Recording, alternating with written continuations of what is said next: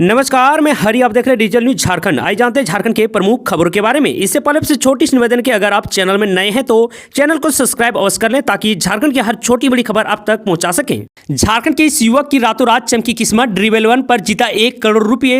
दरअसल आपको बता दूं किसकी किस्मत कब चमक जाए ये कोई नहीं जानता है। ये आज झारखंड के युवक मोहम्मद रिजवान उर्फ राजा की जिंदगी में बिल्कुल सटीक बैठती है।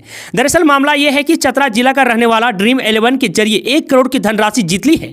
इसकी चर्चा आज पूरे शहर में है तो वहीं दूसरी ओर उसके घर में खुशी का लहर है। जानकारी के मुताबिक शनिवार रात कोलकाता नाइट राइडर्स बनाम सनराइजर्स हैदराबाद के मैच में मोहम्मद रिजवान ने ड्रीम 11 पर टीम बनाकर किस्मत आजमाया और करोड़ की राशि जीत ली। इस बारे में जब प्रभात खबर ने उनसे बातचीत की तो उन्होंने बताया कि कोलकाता और हैदराबाद के मैच में कुछ 59 रुपये लगाकर टीम बनाए। जब मैच समाप्त हुआ तो पता चला कि मैं 1 करोड़ रुपए की राशि जीत चुका हूं। यह मेरे और पूरे परिवार के लिए खुशी का क्षण है। झारखंड में सर्वाधिक वोटों से जीतने वाले बीजेपी सांसद का काटा पत्ता, हैट्रिक लगाने वाले पर खेला दांव। दरअसल आपको बता दूं 2019 के लोकसभा चुनाव में झारखंड में सर्वाधिक वोटों से जीतने वाले धनबाद के सांसद पीएन सिंह का टिकट भाजपा ने काट दिया है। पीएन सिंह लगातार 3 बार से धनबाद के सांसद थे। वहीं पीएन सिंह का टिकट काटकर बाघमारा के विधायक ढूलू महतो को भाजपा ने धनबाद का प्रत्याशी बनाया है। आपको बता दूं ढूलू महतो बाघमारा से विधानसभा चुनाव में हैट्रिक लगा चुके हैं। वह लगातार 3 बार से बाघमारा से विधानसभा का चुनाव जीतते आ रहे हैं। वहीं ढूलू महतो का विधानसभा क्षेत्र धनबाद के लोकसभा क्षेत्र का हिस्सा नहीं है। बाघमारा विधानसभा क्षेत्र गिरिडीह लोकसभा क्षेत्र का हिस्सा है। आपको बता दूं ढूलू महतो करीब आधा दर्जन से अधिक दावेदार को पछाड़कर भाजपा का टिकट हासिल करने में सफल रहे हैं।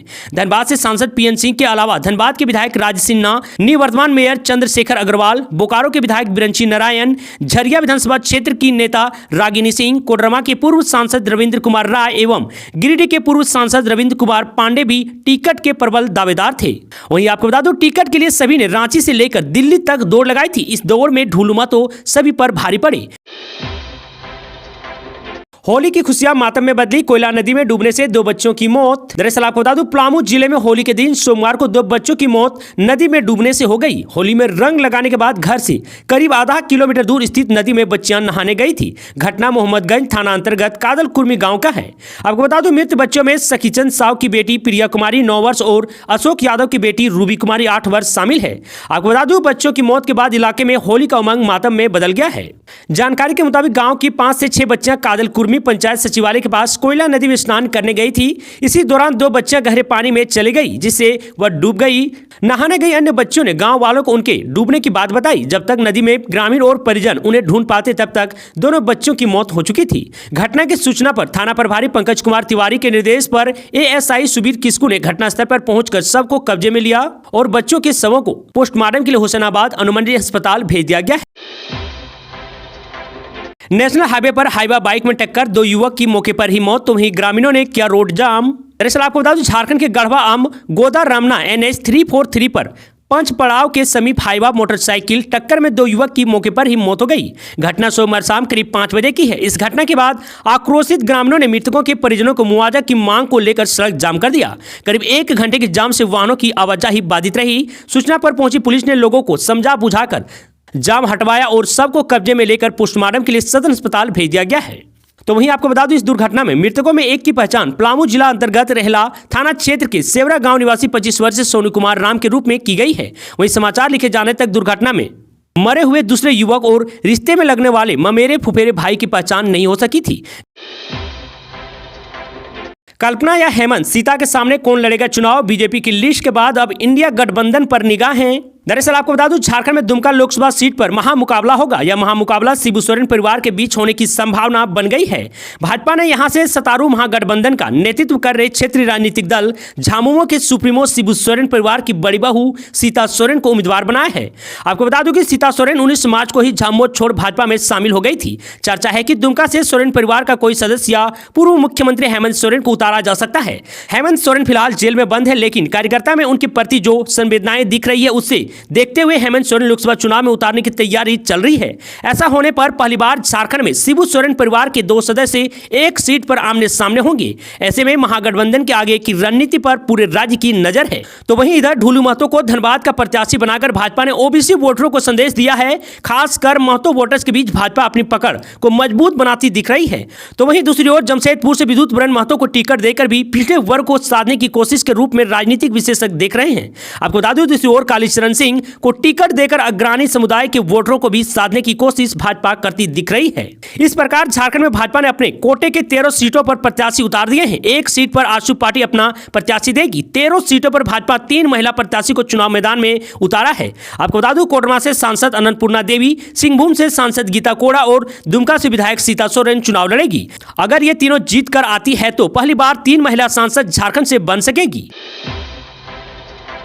मातम में बदला होली का जश्न, 6 साल के बच्चे पर गिरा डीजे बॉक्स, दर्दनाक हुई मौत। दरअसल आपको बता दूं, झारखंड के चाईबासा में होली का जश्न मना रहे एक परिवार पर अचानक दुखों का पहाड़ टूट पड़ा। यहां एक बच्चे पर होली सेलिब्रेशन के दौरान डीजे का बॉक्स गिर गया, जिसके नीचे दबने से बच्चे की दर्दनाक मौत हो गई। घटने के बाद से ही पूरे इलाके में शौक पैदा हो गई है।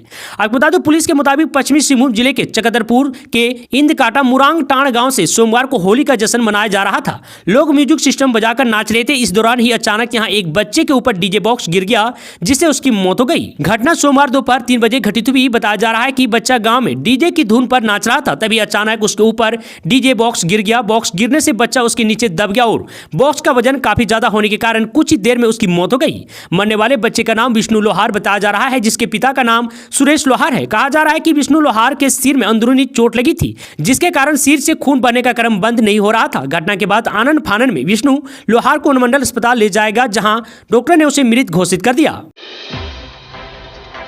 होली के दिन बदला झारखंड का मौसम, बारिश के साथ हुई ओलावृष्टि तो वहीं 3 की मौत। दरअसल आपको बता दूं, झारखंड के मौसम को लेकर जानकारी मिली है कि रांची में हल्की बारिश हुई है, जबकि राजधानी के आसपास के इलाके में भारी बारिश के साथ ही ओलावृष्टि भी देखने को मिली है। मिली जानकारी के अनुसार बेमौसम बारिश और ओलावृष्टि के कारण इलाके के किसानों को फसलों को काफी नुकसान पहुंचा है। ऐसे में खराब मौसम ने किसानों के माथे पर चिंता की लकीरें खींच दी है।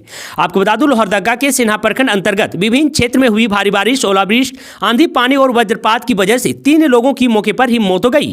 वहीं 4 मवेशी की भी मौत हुई है। महिला समेत 2 लोग गंभीर रूप से घायल हैं। इनका इलाज सदर अस्पताल लोहरदगा में चल रहा है। भारत निर्वाचन आयोग ने जारी किया चुनाव चिन्ह, जाने झारखंड में कौन कौन सा सिंबल दिखेगा इस बार। दरअसल आपको बता दूं, लोकसभा चुनाव का बिगुल बजते ही झारखंड की सभी राजनीतिक दलों ने तैयारियां शुरू कर दी है। एक तरफ भाजपा ने जहां राज्य की 13 सीटों पर अपनी प्रत्याशियों की सूची जारी कर दी है, तो दूसरी ओर इंडिया गठबंधन में सीटों का खाका तैयार हो गया है। जल्द ही झामुमो, कांग्रेस और राजद के द्वारा प्रत्याशियों की घोषणा कर दी जाएगी। इस बीच भारत निर्वाचन आयोग ने राष्ट्रीय क्षेत्रीय दल समेत सभी निर्दलीय उम्मीदवारों के लिए चुनाव चिन्ह की घोषणा कर दी है, जिसमें भाजपा को कमल का फूल, झामुमो को तीर कमान, आजसू को केला, कांग्रेस को हाथ का प्रतीक चिन्ह मिला है। उसी तरह आम आदमी पार्टी को झाड़ू, बहुजन समाज पार्टी को हाथी और कम्युनिस्ट पार्टी ऑफ इंडिया को हथौड़ा दिया गया है। वहीं हंसिया और सितारा राजद को लालटेन का प्रतीक चिन्ह दिया गया है। होली पार्टी दोस्तों में हुआ विवाद, साहिबगंज में गोली मारकर एक युवक की हत्या, जांच में जुटी पुलिस।